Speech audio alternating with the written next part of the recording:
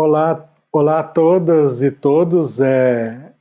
Estamos aqui com a professora Hipólita Siqueira para discutirmos as questões ligadas ao trabalho para pensar a produção social do espaço.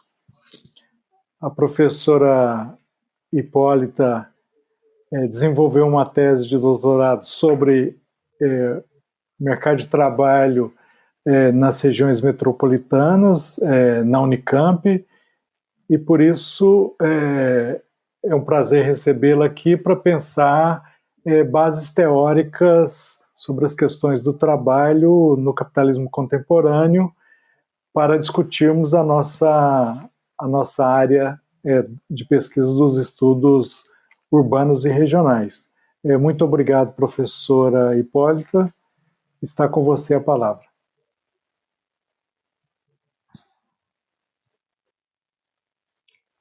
Obrigada, Brandão. Eu que agradeço, né?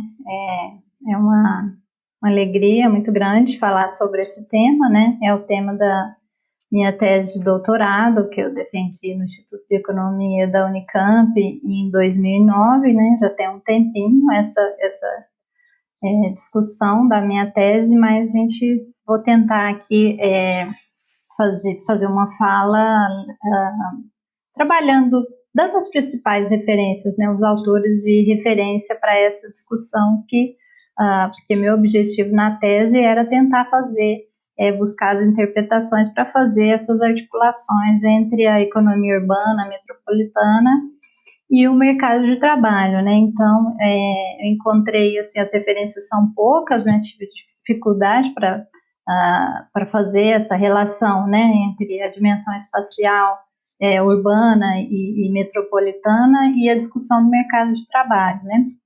Então, eu vou falar aqui sobre as principais referências que eu encontrei nessa discussão a partir dos principais autores, né, para fazer. E esses autores estão no campo da geografia do trabalho, né, dentro da geografia econômica e geografia econômica crítica e da economia política do trabalho, né? Então, começando, o meu objetivo era analisar o papel o primeiro capítulo da minha tese, mais teórico, né, era analisar o papel dos espaços urbanos de maior complexidade e densidade, que são os espaços metropolitanos, no funcionamento específico e na organização do mercado de trabalho assalariado, né? Então, para fazer essa discussão do ponto de vista crítico, né, a gente sempre parte de uma distinção com o mainstream da teoria econômica, né? No mainstream da teoria econômica, o funcionamento do mercado de trabalho ele é concebido de forma semelhante ao das demais mercadorias, né, em que o confronto entre a oferta e a demanda determina preços e quantidades, né, e esse mercado é sempre autorregulável. Então, as abordagens mais críticas, né, vão centrar a sua discussão, ao contrário do mainstream, vão centrar a discussão nas particularidades da mercadoria transacionada a trabalho, né, e suas implicações para as condições de troca frente à sua demanda. Então, a referência mais importante aqui é parte dessa análise do Polanyi, né, sobre a mercadoria fictícia, força de trabalho, era uma mercadoria fictícia, né, e, portanto, já de cara não permite o tratamento analítico como proposto pelas teorias neoclássicas. Então, um clássico nessa discussão da economia política do trabalho é o Clausewitz, no livro Capitalismo Desorganizado, né? Então, ele vê o mercado de trabalho como uma relação social de poder baseada na desvantagem estrutural da oferta de trabalho em relação à sua demanda, né? E a principal estratégia da demanda consiste numa busca constante pela redução das especificidades da mercadoria trabalho em relação ao tipo e à quantidade de trabalho necessário. Então, assim, as vantagens estruturais, né, da oferta de trabalho em relação à demanda são dadas pelo fato de pelo fato de que quantidade, qualidade, local e época de oferta do trabalho são determinadas por fatores demográficos não estratégicos, né? E também ela é determinada por fatores relacionados à própria expansão do capital, que libera a força de trabalho e vai aumentando a oferta potencial, né? Por outro lado, na questão de reprodução também, né, muito importante, a mercadoria de trabalho ela não pode ser estocada, né, e esperar por melhores condições de venda no mercado. São pessoas, né, então ela é obrigada a se adaptar às condições impostas para sua demanda, né, o grau de liquidez dela, vamos dizer assim, no que se refere à estreiteza das suas possibilidades de mudar de função no processo produtivo. Também, por último, pensando que no contrato de compra e venda de trabalho, a tarefa a ser realizada em troca do salário não é delimitada em termos precisos, né? Ele tem uma jornada X horas e ali ele explora aquela força, o patrão explora a força de trabalho, né? O OFF, com relação à questão espacial, ele vai chamar atenção para a única, assim,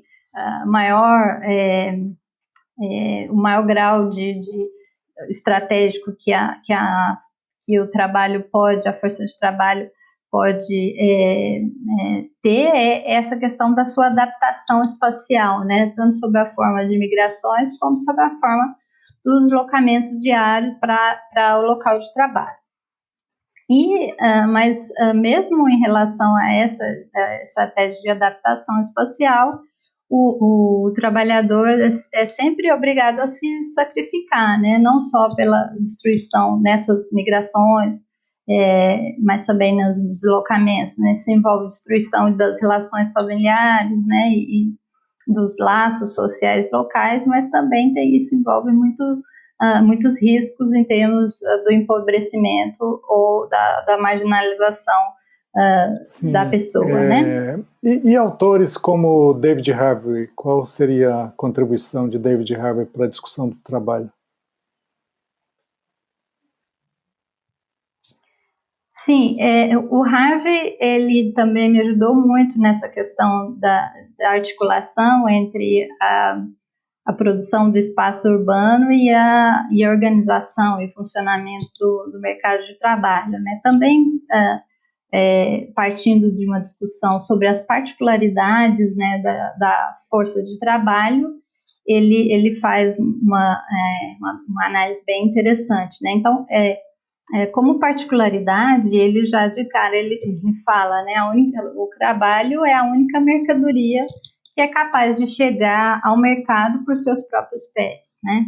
Mas a mobilização dela no sistema capitalista é comandada tanto pelo fato dela se encontrar duplamente livre, né, para se vender, e pelo fato dos seus meios de sua subsistência, né? Então, o movimento de expansão capitalista, ao retirar dos trabalhadores o acesso à terra, as formas alternativas da sua sobrevivência, seja no campo ou na cidade, ele determina a mobilidade geográfica e social da força de trabalho conforme as necessidades do processo de acumulação. E aqui, Brandão, eu lembraria, faria um paralelo com a discussão da acumulação primitiva, né? No texto lá do livro do Perelman sobre a invenção capitalista, né, em que ele mostra esse processo histórico de acumulação primitiva na discussão teórica, né, da economia política. Ele então resgata, né, como o papel da horta, da caça, das florestas nos espaços comuns, né, que isso dava formas alternativas de sobrevivência em relação à venda, né, da força de trabalho no mercado de trabalho. Então, o capital, ele mostra como historicamente o capital aliado ao Estado, ele vai destruindo as condições de sobrevivência alternativas a essa inserção no mercado de trabalho, né, enfim, o trabalhador precisa, né, se vender para poder comprar alimentos, seus meios de subsistência. A gente poderia dizer, hoje até o lazer vai ser mercantilizado, né, e vira também consumo, por exemplo, o lazer em shopping centers. Mas, enfim, é um processo, né, que vai tirando essas alternativas, né. Aqui também o Paulo Renato de Souza, né, ele tem uma citação bem interessante, que ele vai dizer que o sistema vale-se de qualquer instrumento para esse processo, né, desde uma simples pressão, né, estritamente econômica, sobre as pequenas unidades, até a utilização da lei e da força pública para impedir a proliferação dessas atividades autônomas e para obrigar a população a esse trabalho assalariado, né? Então, voltando para a discussão do Harvey, né, ele vai dizer o seguinte, ele vai dizer que, na análise dele, vai dizer que qual o papel do urbano nesse processo, né? Ele vai chamar a atenção que a escala urbana é fundamental nesse processo, pois ela vai fornecendo, nesse processo, né, de acumulação primitiva que eu estava falando, ela vai fornecer essas reservas de trabalho, né, e frisando em quantidade e qualidade para os diversos tipos de capitalista, né? Então, por isso, permite a eles essa superação de eventuais problemas de rigidez, estabilidade da oferta de trabalho e desmobilização ou mobilização de trabalhadores numa base diária, né? Então, assim, para o Harvey, o urbano se configuraria como uma estrutura básica da jornada diária de trabalho, na qual os capitalistas e trabalhadores encontram o seu rol de possibilidades, e aí pensando a partir de uma citação direta do Marx, né? Então, esses estoques disponíveis de força de trabalho nas áreas urbanas, eles também devem ser vistos em relação às possibilidades dessa força de trabalho se manter fora das relações da produção capitalista também, né? Então, para o Harvey, a liberação dessas reservas de trabalho disponíveis para a exploração, ela se contrapõe à necessidade de mantê-las em seu lugar, né? Então, isso vai envolver a cristalização de frações de capital nos ambientes construídos, em residências, edifícios, enfim, e outros. Então, tudo aquilo que ele chama atenção no Limits to Capital para a infraestrutura para a circulação do capital, né? E para a reprodução da força de trabalho. Isso também está retomado na obra dele, nas 17 contradições, né? Também um capítulo específico para essa discussão da reprodução, né? Aqui, pegando uma citação do Milton Santos também, né, ele vai chamar a atenção para que a escala para o fato de que a escala metropolitana ela implica numa ampliação dos processos de diversificação produtiva e diferenciação social, que vão estruturar o urbano em geral, né? Então, nessa escala, a existência de atividades com diversos níveis de capitalização, organização e tecnologia, ela certamente, constantemente, ela alenta a oportunidade de trabalho de captação de rendas, inclusive para os estados que estão na base da estrutura social.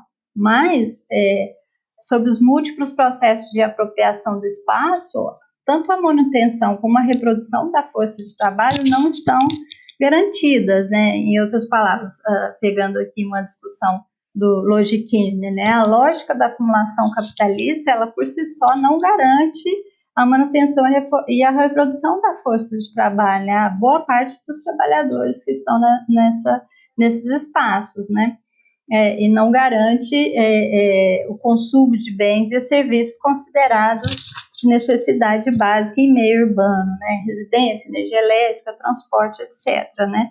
Pelo contrário, né? Retomando pela discussão do Logichini, né? Na ausência de intervenção do Estado, ela vai, pelo contrário, vai restringir sobremaneira o acesso aos meios de consumo coletivo. Sim, isso. Por falar nesta diversidade de situações, você poderia falar um pouco sobre as teorias de segmentação do.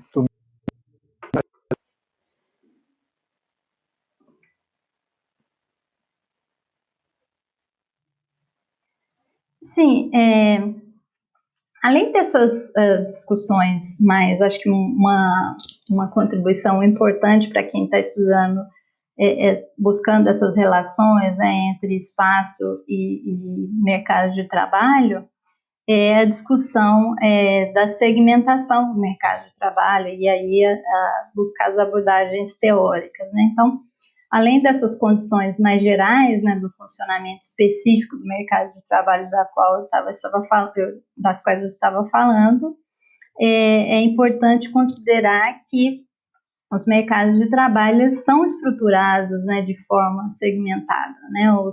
Os trabalhadores não competem pelos mesmos postos de trabalho e, né, tampouco as empresas pelo mesmo tipo de força de trabalho, né? Então é muito comum a discussão dos mercados metropolitanos de trabalho, mercados urbanos, serem associadas às estratégias do chamado poaching e headhunting das empresas, né, que se refere a buscar, vamos dizer assim, não é roubar, mas enfim, cooptar a força de trabalho qualificada, né, mão de obra qualificada de outras empresas. Então, elas entram nessa competição aí nos mercados metropolitanos de trabalho, buscando essa força de trabalho qualificada, porque ali, como eu disse há pouco, né, ali estão concentradas reservas de trabalho de alta qualificação. Mas também a gente pode pensar essa segmentação mão de obra qualificada, não qualificada, nos próprios os países, não só as empresas, nas grandes empresas, mas também os próprios países fazem isso, né? Por exemplo, através das suas políticas migratórias. Aqui no Canadá, por exemplo, tem uma política migratória de força para atrair força de trabalho de alta qualificação, né? Então, e aí isso se reproduz aqui de uma forma bem interessante, que é através você vai ver as distintas nacionalidades em distintas ocupações, né? Então, iranianos, indianos como médicos, né? As filipinas como enfermeiras, enfim, isso vai se reproduzindo de forma segmentada. Então, isso é só um exemplo mais geral sobre essa discussão de segmentação. Então, como tudo na discussão de mercado de trabalho, as abordagens teóricas no campo da economia política, elas têm a do mainstream e a economia política crítica que vai fazer uma distinção em relação a essa abordagem, né? E aí, essas teorias, elas começaram na década de 70. Então, no mainstream, eles vão ver essas práticas de segmentação da mão de obra de acordo com os atributos pessoais, né, de gênero, raça e capital humano, né, que é muito próximo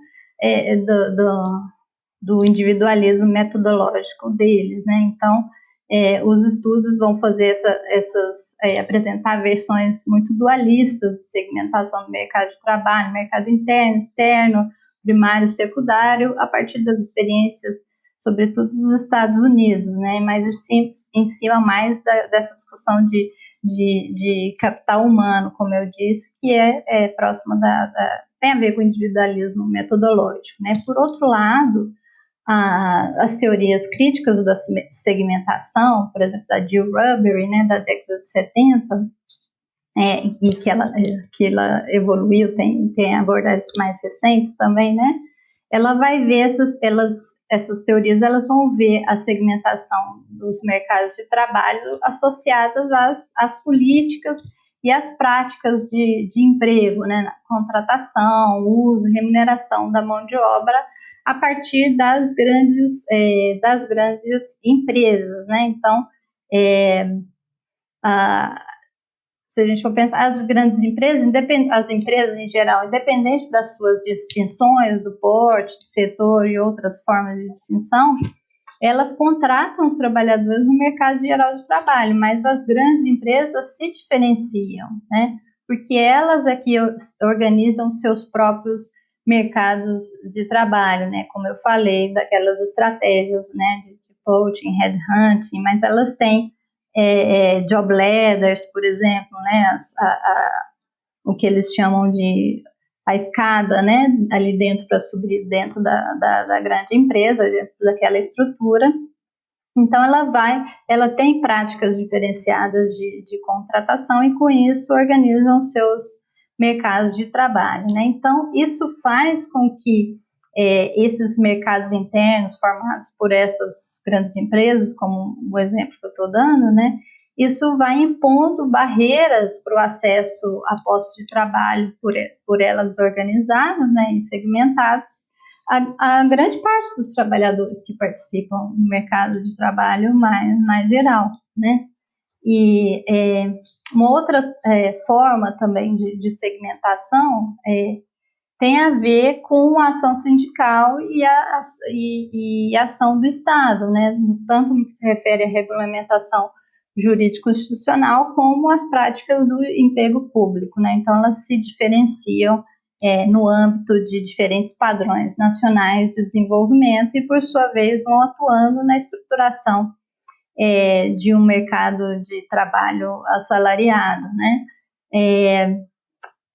Deixa eu ver o que mais que eu poderia dizer. Sim, o Medeiros, né, ele chama atenção para o Carlos Medeiros, né?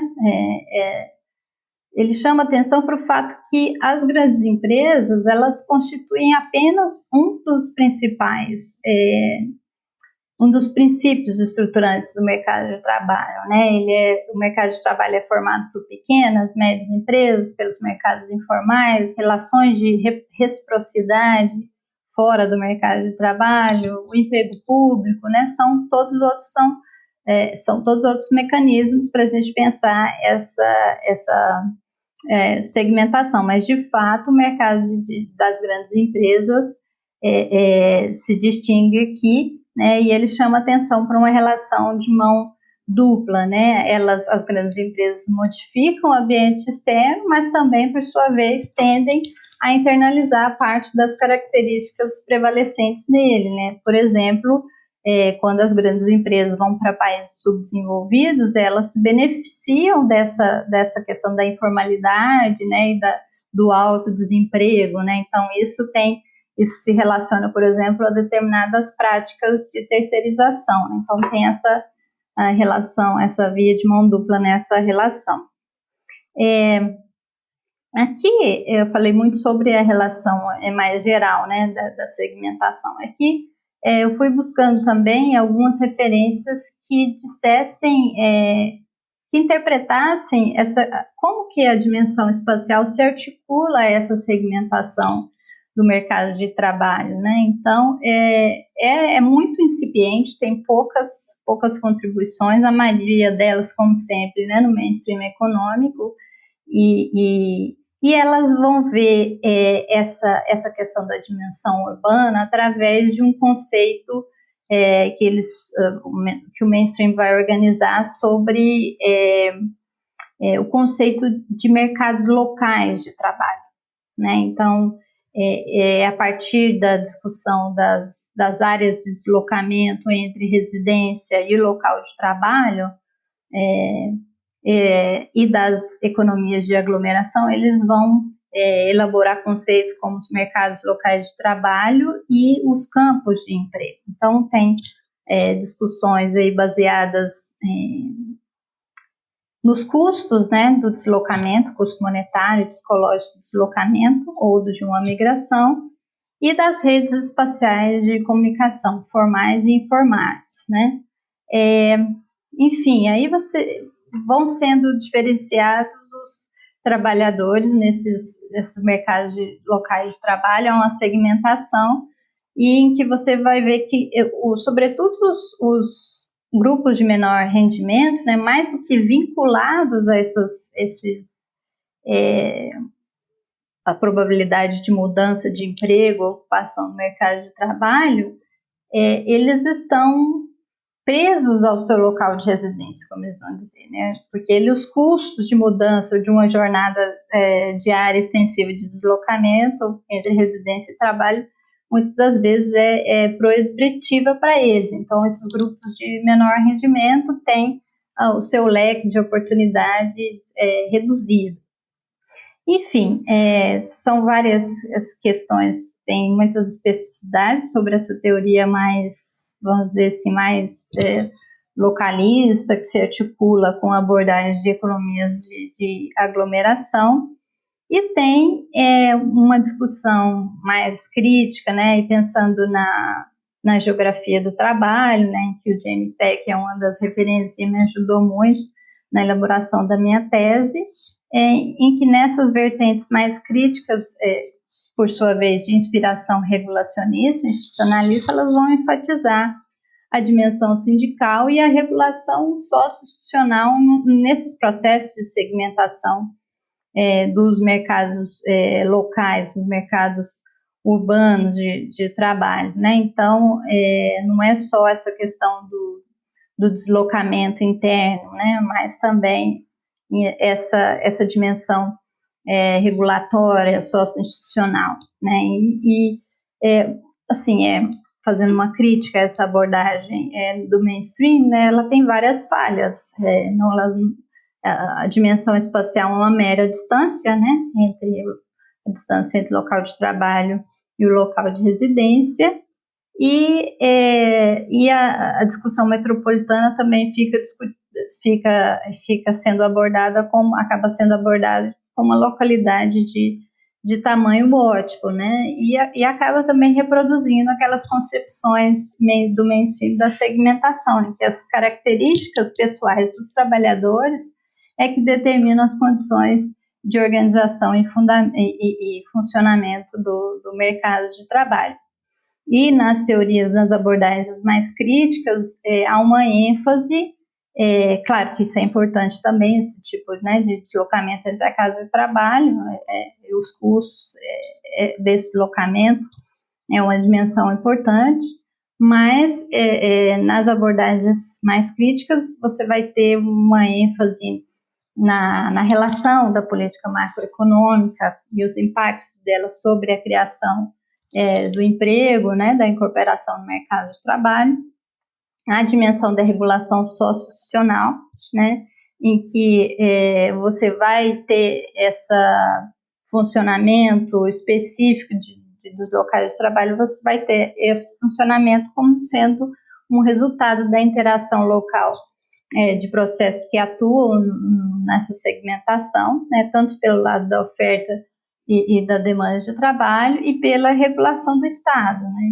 E aqui a atuação do Estado vai ser observada tanto no que se refere ao estabelecimento das condições de participação dos grupos sociais, quanto à participação direta, a sua participação direta na criação de emprego. Enfim, assim, tem coisas bastante interessantes, né? O Jamie evoluiu desde a tese dele também de doutorado dele sobre a discussão do trabalho, sobre essa perspectiva, inspiração na teoria da regulação, né, francesa. Vai ter textos mais recentes sobre a passagem do welfare state para o workfare state, né, acentuando essa dimensão do papel do Estado nessa segmentação nos mercados de trabalho, nessa característica política. E, enfim, tem coisas interessantes ainda sobre isso. Tem uma coisa que o Brandão acha interessante também, né? Acaba que essa abordagem sobre os mercados locais de trabalho, mercados urbanos de trabalho, funcionando como uma espécie de mercado externo, né? Como uma espécie de bacia de empregos, que eu acabei não incorporando esse conceito nesse meu capítulo, né, que os franceses falam muito dessa formação de uma bacia de empregos, com, por exemplo, características, né, importantes dos deslocamentos, né, os commuters, aquelas pessoas que fazem, os trabalhadores que têm que fazer esse deslocamento para o trabalho, acaba-se quase que a formação de uma nova categoria ocupacional nessas bacias de emprego. Mas, enfim, acho que eu não incorporei isso na minha tese, mas aqui valeria muito a pena, né, fazer essa obrigado. relação. Na verdade, você está discutindo, vamos dizer assim, algumas questões da base teórica. Todo e qualquer capitalismo tem essas características no que se refere à questão do trabalho, da força de trabalho, e eu te pediria para comentar um pouco sobre a situação dos países periféricos e subdesenvolvidos, como pensar a questão do trabalho nesta situação.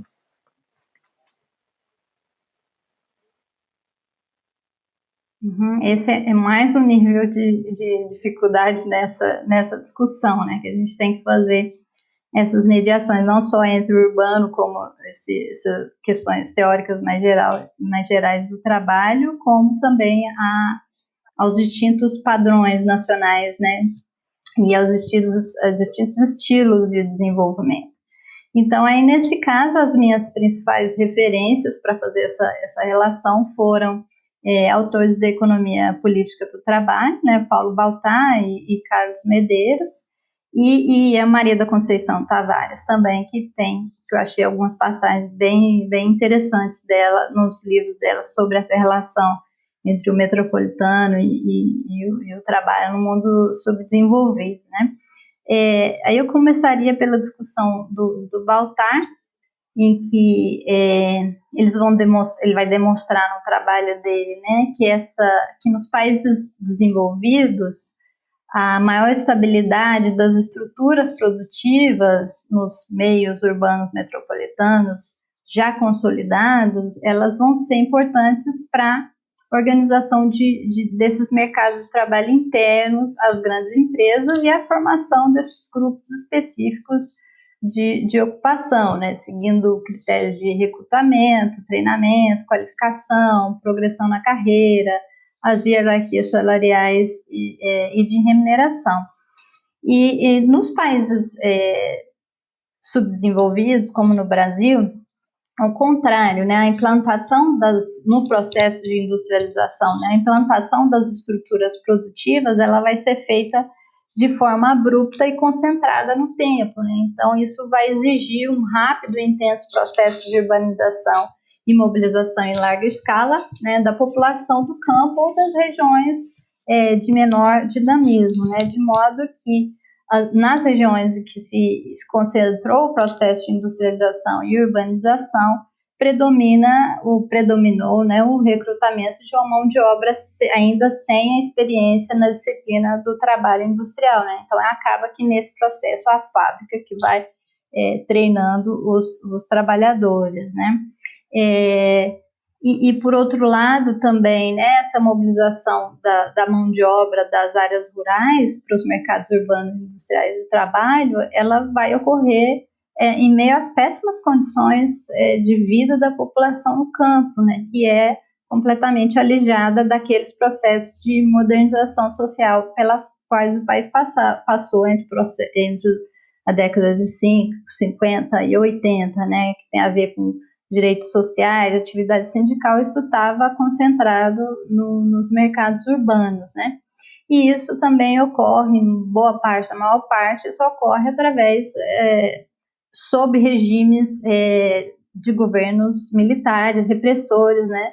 E que vão, por exemplo, propor políticas de remuneração do salário mínimo, remuneração do salário mínimo abaixo da inflação, por exemplo, né? Então, eles que tem várias questões que se sobrepõem nesse processo, não só mais estrutural, mas de ordem política também. E a gente não pode esquecer que a manutenção do latifúndio, né? A gente tem esse processo de modernização conservadora, como alguns autores vão chamar, né? Você tem todo esse processo de industrialização, formação dos mercados urbanos de trabalho, mas no campo, né, que tem a ver com aquilo que eu falei no começo, né, do ponto de vista mais geral, com as condições de reprodução fora da inserção no mercado de trabalho, ali também as condições ainda permanecem aquela da grande propriedade rural, do latifúndio, né? Então,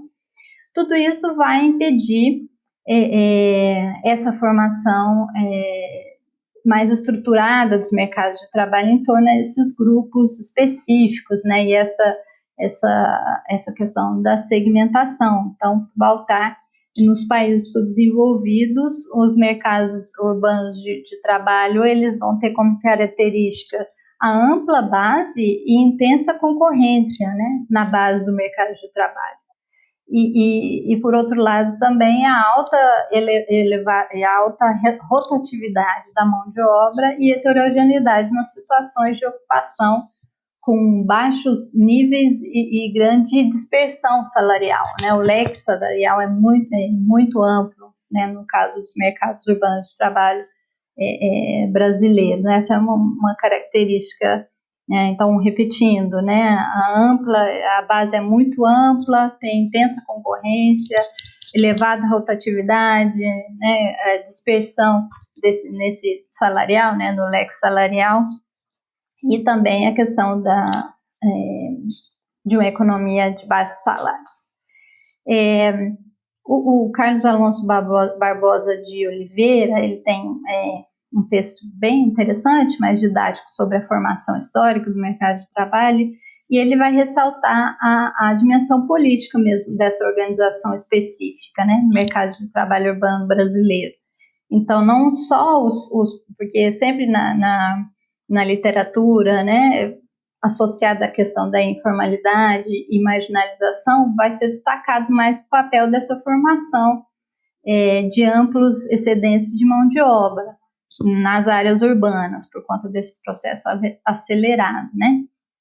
Mas ele vai chamar a atenção, né, para a dimensão política, né, o que ele chama de a implantação de um regime de gestão da mão de obra que é amplamente desfavorável aos trabalhadores, né? Apesar da constituição de mecanismos de regulação do trabalho, de representação sindical ao longo desse processo de industrialização, essas dimensões foram configuradas principalmente no período do regime militar, então pela repressão da atuação dos sindicatos, né, ou pela completa eliminação dos sindicatos e sindicalistas, né, e pela imposição de políticas de contenção do salário mínimo. Então, esse é um aspecto muito importante. Além disso, ele chama atenção para esse regime, né, de gestão do trabalho bastante desfavorável. Ele chama atenção, por exemplo, nesse período, para a eliminação do Estatuto de Estabilidade e a criação do FGTS, né? Então, assim, os trabalhadores até então, após 10 anos, tinham garantido a estabilidade após 10 anos de trabalho, e nas reformas dos militares foi criado o FGTS, eliminando esse estatuto. No livro da Ângela de Castro Gomes, né, Cidadania, ela tem um livrinho bem, Cidadania do Trabalho, que ela mostra essa passagem, ela faz essa reconstituição histórica, né, para explicar isso. Então, com o FGTS, as empresas vão ter uma maior, já tinham, né, vão ter a liberdade delas na gestão, contratação, uso, remuneração da mão de obra vai ser bastante ampliada, né, intensificada, quase que total, tendo em vista a repressão da atuação dos sindicatos, né, e com isso você vai constituindo um regime, desde então, que favorece a instabilidade do emprego e esse caráter fugaz dos contratos de trabalho, né? Então, grande parte dos trabalhadores vai tendo impedido seu acesso a esses mercados de trabalho mais organizados. Então, é importante fazer essa recuperação, porque essas são características estruturais dos mercados de urbano, né, de trabalho brasileiro. Então, essa instabilidade estrutural desse modelo de desenvolvimento brasileiro e essas dimensões políticas, né, vão minando a organização do mercado de trabalho em geral e do metropolitano específico, em bases que pudessem garantir melhores condições para o trabalho assalariado, né? Então, retomando a discussão do Medeiros, né, do Carlos Medeiros, ele identifica alguns mecanismos de estruturação do emprego assalariado de acordo no Brasil, né, com 4 estruturas contratuais distintas, né? Então, ele chama atenção às grandes empresas e seus mercados internos de trabalho, as pequenas e médias empresas e o mercado geral de trabalho, o Estado e as suas relações de emprego e os mercados, entre aspas, desestruturados de trabalho. Então, para ele, a especificidade brasileira estaria na baixa participação relativa das grandes empresas no total de empregos assalariados e na elevada heterogeneidade interna a essas estruturas. Uma outra especificidade que o Carlos Medeiros vai chamar a atenção é a elevada participação das ocupações informais. E é bem interessante que, de acordo com ele, essas ocupações informais, elas não devem ser consideradas apenas como um refúgio, né, nas áreas metropolitanas mais desenvolvidas, mas sim como um outro tipo de mercado, né, que é seletivo, que é instável e não regulado e tem múltiplas formas de integração com as empresas modernas. É bem uma questão que a gente poderia explorar melhor nas pesquisas, né, relacionando metrópoles e trabalho no contexto subdesenvolvido, né? E, enfim, para finalizar aqui, né, essa é uma discussão que a Maria da Conceição Tavares faz, né? Ela vai dizer, assim, um dos maiores problemas, né, nesses processos da formação do trabalho tem a ver com a formação histórica nacional e dos mecanismos sociopolíticos que vão restringir as possibilidades de defesa dos interesses das camadas inferiores da sociedade, né? No caso aqui dos trabalhadores, né? Então, a maior parte desse processo de industrialização e urbanização, lembrando também que uma coisa que a Conceição Tavares lembra e o Carlos, o Barbosa, né, o Alonso Barbosa de Oliveira, que a urbanização não nasce com a industrialização, né? Então, essas questões da relação do trabalho com a urbanização, elas já são de longa data, né? Desde quando o mercado de trabalho não era assalariado, né? A base toda aqui da nossa formação histórica tem a ver com o processo de escravização, né? E aí, desde então, essas questões de bloqueio, né, aos mecanismos de defesa de seus interesses, né, é uma característica estrutural, né? E por outro lado, esse atraso também, né, esse atraso permanente que tem a ver com a questão da a resolução da questão agrária, né, e a permanência do latifúndio. Então, com isso, essa fenda social que vai caracterizando na questão urbana, se caracterizando na questão urbana, né, tem a ver dos mercados de trabalho, tem a ver com isso, né, com as formas alternativas à inserção do trabalho. Então, assim, é distinto isso regionalmente também, né, o papel da pequena produção agrícola, enfim, que isso tudo dá uma forma de sobrevivência alternativa àquela da pura venda no mercado de trabalho, né? Então, enfim, todos esses processos vão contribuindo para essa questão complexa, né, da organização dos mercados de trabalho nos países subdesenvolvidos. Então, vem essa questão da gravitação do emprego em torno de condições de marginalização transitória ou definitiva, né? Então, isso é sempre uma questão importante para analisar as nossas as estruturas metropolitanas e os mercados de trabalho no Brasil e nos países subdesenvolvidos, né?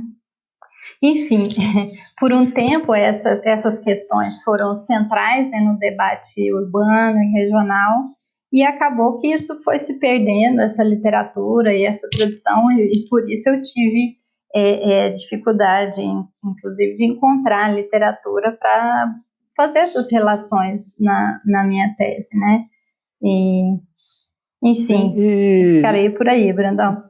Como que você acha que o que seria interessante de pensar ao se ver todas as mudanças, as enormes transformações, mutações do capitalismo atual, isso que eu chamo já na terceira década do século XXI, quais são as mudanças do capitalismo que tem diálogo estreito com as questões do trabalho e que precisamos enfrentar nas nossas pesquisas?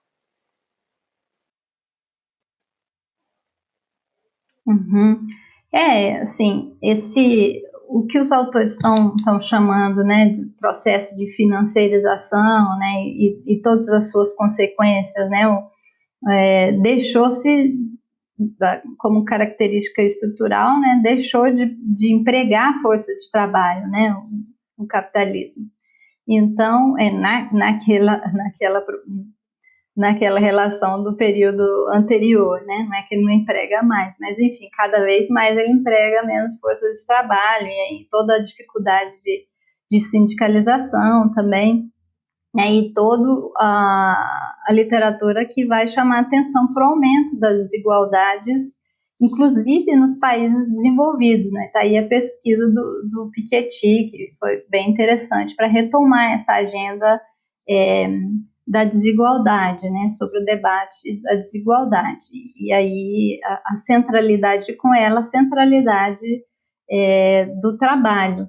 E, enfim, a gente já vinha discutindo, né, como eu falei há pouco, sobre essa segmentação entre mercado formal e informal de trabalho, como característica e funcionamento, né, específico dos mercados de trabalho nos países subdesenvolvidos, mas cada vez mais essa discussão da heterogeneidade vai se ampliando também para países desenvolvidos no capitalismo contemporâneo. Eu acho o seguinte, que uma agenda que está vindo aí, que eu acho que vai recolocar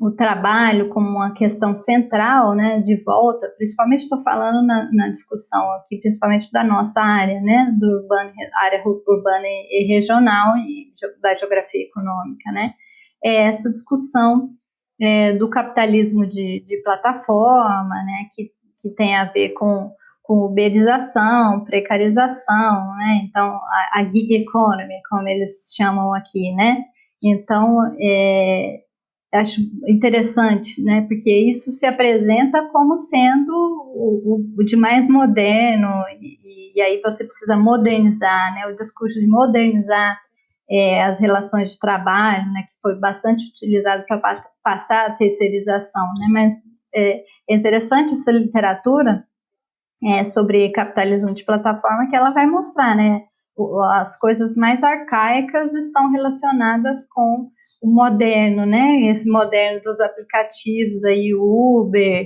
esses aplicativos de entrega de coisas. Então, isso está cada vez mais, né? Nessa pandemia ficou bem evidente como isso está relacionado a uma precarização e para retomar um termo que eu falei, né? Uma gestão das relações de trabalho da forma mais precária, né? Então, a ausência de vínculos de trabalho, a ausência de direitos, isso associado, né, ao papel do Estado recente, né, na última legislação de reforma do trabalho, né, da terceirização, contrato intermitente. Então, isso vem com muita força.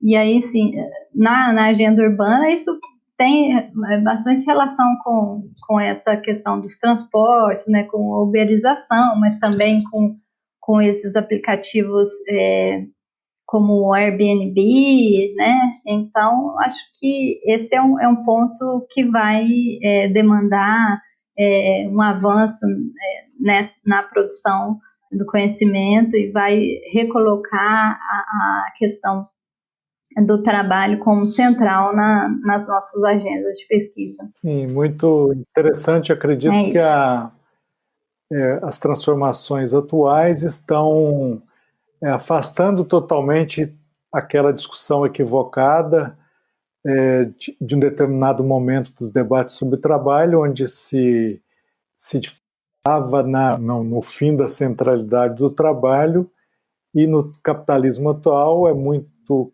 claro a necessidade de retomarmos e avançarmos nesse debate sobre o papel do trabalho como uma questão central para pensar a produção social do espaço e avançar nos nossos estudos das especificidades urbano e regionais e rurais, né, espaciais, principalmente dos nossos capitalismos específicos da América Latina, que são subdesenvolvidos, periféricos, dependentes, imperializados. Então, gostaria muito de agradecer aqui a professora Hipólita, e ficamos por aqui. Muito obrigado.